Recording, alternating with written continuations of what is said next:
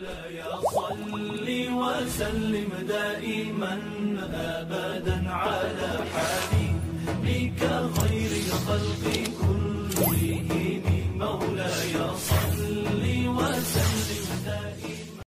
Assalamualaikum warahmatullahi wabarakatuh. Halo insan muda, bertemu lagi bersama kami di JBM, Jeda Best Member Radu Awal Jannah. Bersama aku Irfan yang akan menemani JBM pada hari ini. Insan muda, di JBM spesial Maulid kali ini kita kedatangan narasumber yang sangat spesial dan sangat menginspirasi banyak mahasiswa. Kalian penasaran siapa narasumbernya? Mari kita sambut, ini dia Bapak Thohir. Assalamualaikum Bapak. Waalaikumsalam. Bagaimana kabar Bapak hari ini? Alhamdulillah. Alhamdulillah. Nah, perlu kalian ketahui, Bapak Thohir ini merupakan seorang dosen dari Fakultas Dakwah dan Komunikasi, dan sekarang beliau menjabat sebagai Kaprodi di Prodi Bimbingan Konseling Islam. Wah, kita berlomba banget ya. Di JBM spesial Maulid kali ini kita kedatangan narasumber yang spesial, merupakan seorang dosen dan seorang Kaprodi di Prodi Bimbingan Konseling Islam. Di JBM spesial Maulid kali ini, aku dan Bapak Thohir akan mengupas tuntas mengenai peristiwa Maulid Nabi Muhammad SAW. Nah, apakah itu? Peristiwa Maulid Nabi Muhammad SAW merupakan peristiwa di mana kelahiran Nabi Muhammad pada tanggal 12 Rabiul Awal pada tahun Gajah. Nah, kalian penasaran peristiwa selanjutnya kayak gimana? Stay tune terus di JBM, Jeda Best Moment, Ratu Awal Jannah. Assalamualaikum warahmatullahi wabarakatuh. Halo insan muda, kembali lagi bersama kami di JBM, Jeda Best Moment. Nah, seperti yang aku spoiler tadi, aku dan Pak Thohir akan mengupas tuntas mengenai Maulid Nabi Muhammad SAW. Nah, karena kalian sudah penasaran, mari kita tanya-tanya selengkapnya. Bapak, saya mau tanya nih. Sebelum saya tanya itu, saya dengar dari orang-orang katanya Maulid Nabi itu bid'ah. Nah, mengapa sih orang-orang itu mengatakan kalau Maulid Nabi itu bid'ah? Nah, ada nggak sejarah Maulid Nabi itu bisa dikatakan sebagai bid'ah? Ya, terima kasih pertanyaannya. Jadi banyak kita mendengar di masyarakat memang yang menyebut Maulid Nabi itu bid'ah, dan kita bisa melihat bahwa mereka menyebut bid'ah itu karena definisi bid'ah versi mereka. Bisa saja mereka yang menerjemahkan bid'ah dengan cara yang lain tidak menyebutnya sebagai bid'ah. Jadi itu bergantung pada definisi bid'ah apa yang digunakan. Nah, salah satu definisi bid'ah memang diawali dari hadis Nabi kan. Kullu bid'atin dolalatun wa kullu dolalatin finnar. Setiap bid'ah itu sesat dan setiap kesesatan di neraka. Tapi apa makna bid'ah? Bid'ah kan sebenarnya sebuah upaya atau kegiatan yang baru yang dilakukan oleh umat Nabi tentang ibadah yang sudah fix.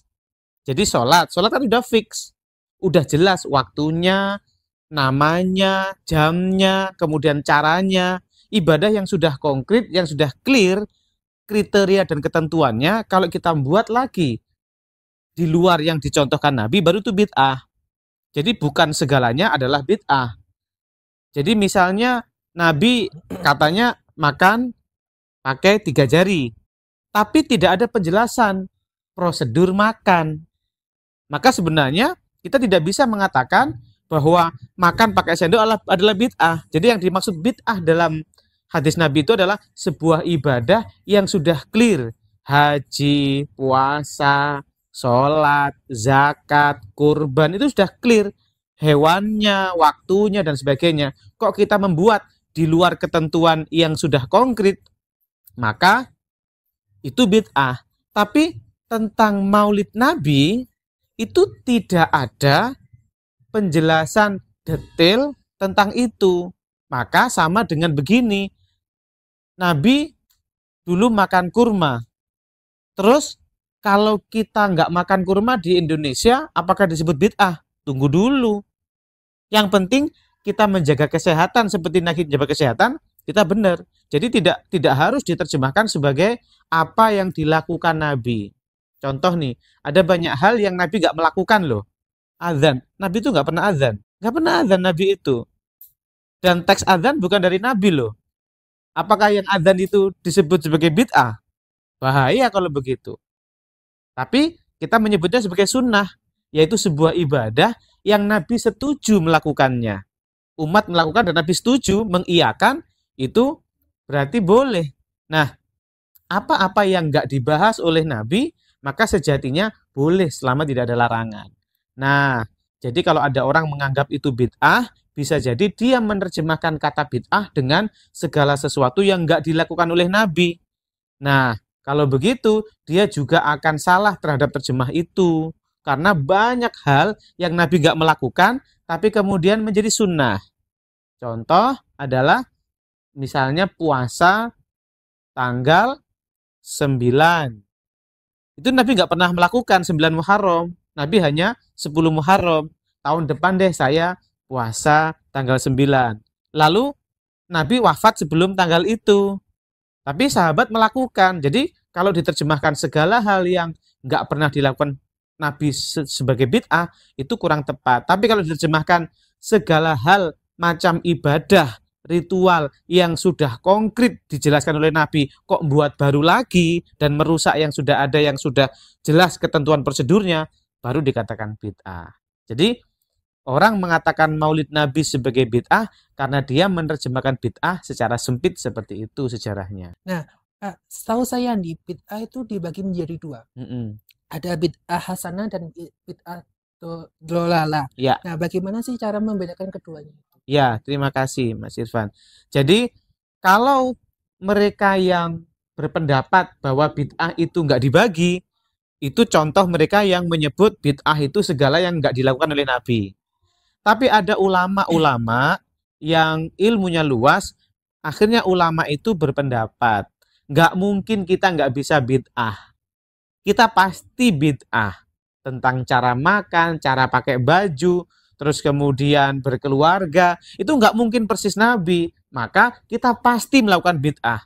Nah, maka kemudian ulama menjelaskan ada loh bid'ah itu yang baik, ada yang buruk. Bid'ah yang baik itu adalah amalan-amalan yang itu sebenarnya sesuai dengan inti ajaran Islam. Caranya adalah kira-kira kegiatan itu melanggar perintah Allah apa tidak. Kalau dia tidak melanggar perintah Allah dan bahkan lebih mendekatkan kita ke Allah dan Rasul, maka itu bid'ah yang baik.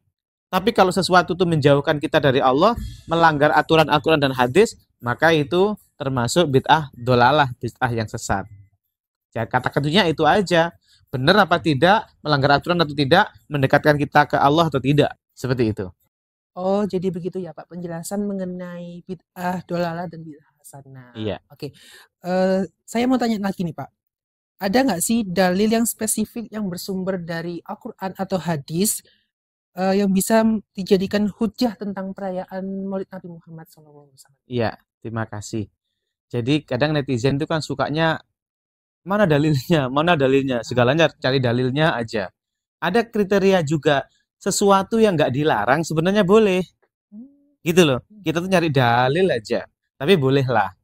Ada di dalam surat Al-Ahzab tuh, kalau kita baca. A'udzubillahi minasyaitonirrajim. Innallaha wa malaikatahu yusalluna 'alan nabi ya ayyuhalladzina amanu sallu 'alaihi wa sallimu taslima. Kalau kita terjemahkan ayat itu, sesungguhnya Allah dan Rasul-Nya bersolawat kepada Nabi. Hai orang-orang yang beriman, bersalawatlah kepada Nabi dan berikan salam kepada Nabi. Itu perintah. Jadi diawali dengan info Allah itu bersolawat loh pada Nabi. Para malaikat bersolawat loh pada Nabi. Lalu, ayo kalian bersolawatlah. Nah, ayatnya hanya begitu. Bentuk solawat yang disuruh itu nggak ada di Al-Quran. Tapi Nabi dalam hadisnya mengajarkan kita dengan membaca solawat seperti dalam sholat itu. Allahumma sholli ala Sayyidina Muhammad wa ala Sayyidina Muhammad sampai akhir. Fil alamina innaka hamidum majid. Itu contoh solawatnya. Jadi kalau perintah solawatnya ada di dalam Al-Quran, kalau bentuk solawatnya ada di dalam sholat. Ya sudah, itu saja kalau pertanyaannya tentang bersolawat. Bukan tentang maulidnya. Begitu.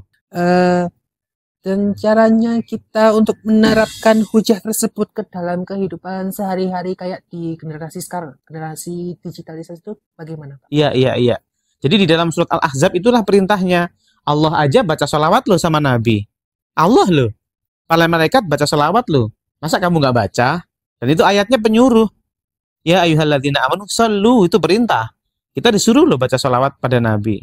Kalau kita nggak baca sholawat, ya berarti ada bagian dari ayat Al-Quran yang nggak kita ikutin. Maka baca sholawatlah yang banyak. Di antaranya praktek konkretnya dalam sholat itu kita baca sholawat. Di luar sholat boleh sebanyak-banyaknya. Jadi kalau ditanya siapa yang nyuruh baca sholawat? Allah. Gitu. Siapa yang nyuruh baca sholawat? Nabi. Karena Nabi pernah bersabda, man shalla alayya sholatan sallallahu alaihi biha asyron. Siapa yang bersolawat padaku, maka Allah akan bersolawat padanya 10 kali. Jadi siapa bersolawat pada Nabi, Allah bersolawat pada orang yang bersolawat. Solawat itu artinya apa sih? Solawat itu artinya Allah memberikan keberkahan, memberikan rahmat pada Nabi. Kalau kita baca solawat, maka kita akan diberi solawat oleh Allah, diberi rahmat dan diberi keberkahan. Jadi kita akan, berkah itu kan namanya ziyadatul khair. Kebaikan-kebaikan kita akan bertambah. Jadi kalau orang baca solawat, maka Allah akan memberikan solawat pada dia, artinya dia akan diberikan potensi-potensi tambah baik. Begitu. Begitu ya Pak. Ya. Oke, dapat ilmu baru nih ya insan muda. Nah, saya mau tanya tapi ini yang terakhir ya Pak ya. Ya. Bagaimana tanggapan Bapak dari berbagai pendapat mengenai boleh atau tidaknya kita untuk merayakan Maulid Nabi Muhammad SAW? Ya, terima kasih. Salah satu cerita Abu Lahab. Abu Lahab itu kan paman Nabi yang masuk Quran sebagai orang yang masuk neraka, surat Al-Lahab tuh. Pada masa Nabi lahir, berarti Nabi kan belum jadi Nabi. Belum. Itu aja dia lalu saking senengnya gitu ya, dia punya budak namanya Suwaibah. Udah, pokoknya Suwaibah sekarang biasanya jadi pembantu di rumahnya Abu Lahab, menyiapkan segalanya. Udah, kamu sekarang pergi ke rumah Aminah. Kamu sekarang jadi pembantu di sana, kamu tak bebasin. Intinya seneng dia punya ponaan baru namanya Muhammad. Itu aja dalam riwayat para ulama, setiap hari Senin si Abu Lahab itu yukhaffaf, diringankan itu siksanya sama Allah, karena pernah gembira pada hari Senin. Kita ini sholawat itu Maulid itu buat apa sih? Kita menunjukkan kita gembira. Kita nih loh nggak penting. Kita kan kita nih nggak penting aja ngadain ulang tahun, gaya, ya kan? Kita ngadain ulang tahun biayanya ribuan sama keluarga itu kita. Nabi yang diikuti oleh miliaran manusia paling mulia, masa diperingatin nggak boleh? Kalau kata Sayyid Alwi Al-Maliki di Mekah itu, beliau kan sudah wafat, tapi pernah menyampaikan kalau ada orang nggak suka pada orang yang Maulid Nabi, apa dia nggak suka pada orang yang suka pada nabinya? Ini kan bentuk cinta kita pada Nabi. Apa balasan kita pada Nabi? Nggak ada yang bisa membayangkan dan bisa menghargai. Maulid kita pun nggak nyampe sebenarnya, apalagi nggak suka sama Maulid. Masa kita nggak suka sama Nabi, gitu kan? Kita aja suka di Maulidin. Kita sendiri kan suka Maulid Nabi untuk diri sendiri, Maulid diri sendiri tiap tahun. Dirinya yang nggak penting aja di Maulidin, Nabi nggak boleh, gitu kan? Qurannya mana, gitu kan? Qurannya tadi itu, Nabi Allah aja bersolawat, dan kita ketika Maulid kan baca solawat, nggak ada lagi. Selama Maulid kita ada baca solawat, menceritakan tentang kisah-kisah Nabi, ya sudah, sangat boleh dan bahkan sangat sunnah dan mulia. Oke. Wah, dapat ilmu baru ya ternyata insan muda dari penjelasan yang jelas dari Bapaknya. Nah, mungkin Bapak bisa memberikan closing statement untuk insan muda yang nonton di rumah. Ya, baik, terima kasih. Sekali lagi, definisi bid'ah, hati-hati. Kalau kita definisikan bid'ah segala sesuatu yang enggak dilakukan Nabi, ini kurang valid. Karena ada banyak ibadah yang itu sebenarnya para sahabat melakukan dan Nabi saat masih hidup mengiyakan. Dan itu bukan berarti bid'ah, maka definisi bid'ah tidak tepat. Maka sebenarnya bid'ah itu adalah kalau bid'ah yang disebut sebagai dilarang, itu adalah ketika kita melakukan ibadah baru dari ibadah yang sudah prosedurnya sangat jelas. sholat, zakat, puasa, kurban, haji, prosedur waktunya, prosedur jumlahnya, prosedur tempatnya, itu sudah clear, konkret. Maka di luar itu, maka tidak tepat kalau kita menggunakan kacamata bid'ah. Maka segala sesuatu yang baik di luar itu, maka boleh selama tidak melanggar Al-Quran dan tidak melanggar hadis. Nah, salah satu momen-momen yang hari ini penting buat kita adalah Maulid Nabi. Di mana-mana jutaan orang seluruh dunia suka bersuka cita dengan kelahiran Nabi. Kenapa? Gara-gara Nabi loh kita ini baik. Gara-gara Nabi loh kita damai. Gara-gara Nabi loh kita ini hidup bersih. Ada banyak ajaran-ajaran Nabi dari Al-Quran dan hadis. Masa kita mencintai Nabi? Nggak boleh. Dengan segala macam cara kita mengekspresikan. Kalau dibilang bid'ah, nggak ada kok ketentuan larangan jelas. Sholawat itu dilarang. Bahkan sholawat diperintahkan oleh Allah di dalam Al-Quran surat Al-Ahzab tadi. Dan hadis Nabi mengatakan itu. Maka tetaplah lakukan yang kata orang bid'ah, asalkan nggak melanggar Al-Quran, asalkan baik, mendekatkan kita sama Allah, mendekatkan kita pada Nabi, lanjutkan. Maulid, lanjut saja kalau saya. Karena itu bukti saya mencintai Nabi. Saya nggak bisa membalas apa yang telah diajarkan oleh Nabi, tapi itulah cara saya kepingin membuktikan cinta saya pada Nabi. Terima kasih. Wah, dari penjelasan Bapaknya ini dapat saya simpulkan bahwa kita itu harus hati-hati dengan definisi bid'ah.